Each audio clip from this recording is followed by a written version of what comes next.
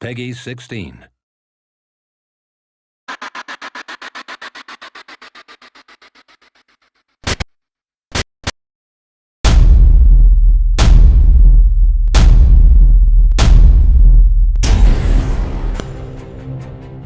So this is the latest installment in the long-running Ghost Recon series, and fans have had to wait quite a long time for this one, so we've been determined to make it really special, and we've got lots of new gadgets and features for people to play around with. So one of the main new features we've got is 4-player co-op for the first time in story mode, so that's going to be really, really fun. We've also got Gunsmith mode, which is a new Connect-enabled mode, especially for Xbox 360, where you can try out thousands and thousands of different weapon combinations using the power of Connect to like detach sniper scopes and silencers and that kind of thing. And you can use that to test them out on the firing range before you take them into multiplayer battles or the single-player campaign. This is our man, range 3200 yards southwest of my position. I got a possible entry on Drone Command Center. 30K in position. Pepper, you're cleared hot. Take him down. We've also got a really, really good multiplayer mode this time as well. It's developed by Red Storm, and it's not really a run and gun affair. It's more about cooperation, strategy, and building a picture of the battlefield using stuff like intel, drones, special kind of sensor grenades.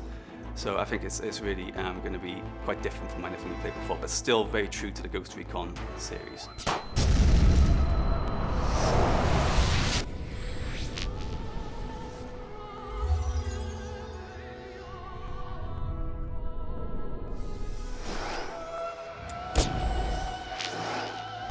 The original E3 trailer we showed was set in Russia, but we do have multiple theatres of war in the game. So the ghosts do go through places like Zambia. They go through the favelas in South America as well. So there's lots of different types of enemy. And it's typical of the Tom Clancy franchise that you never really know who's pulling the strings. So although you might see like a Russian special forces group in the game, you don't really know who's kind of pulling the strings. To try to keep all the ingredients that were popular in the old Ghost Recon games, where we've put a modern twist on them, and we've tried to make everything quite a lot more spectacular, so more bang for your buck, I suppose, really. We've streamlined objectives to make them kind of easier to get to, and much faster pace, really, so you're always in the thick of the action. It's always kind of very exciting, always things kick off where you don't expect it.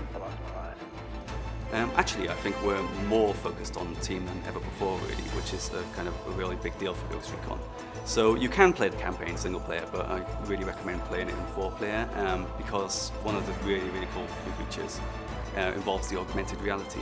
So you're able to use the augmented reality to spot an ideal sniper point, to spot something you can destroy, and then you can position your troops in the right places and then do synchronized kills, so everyone kicks into action at the same time, kicks off just like a real special forces team would, and that gives you the element of surprise on your enemies. So I actually think we have more close quarter battles than you've ever seen in the Ghost Recon game, and the reason we've done that really is to make the battles more intense, so that you never know where the next enemy is going to be hiding, and there's always going to be a new surprise for you, really.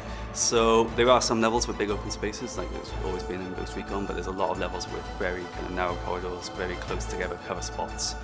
We have a system where you can run between cover spots using markers, which is really cool, very easy to use.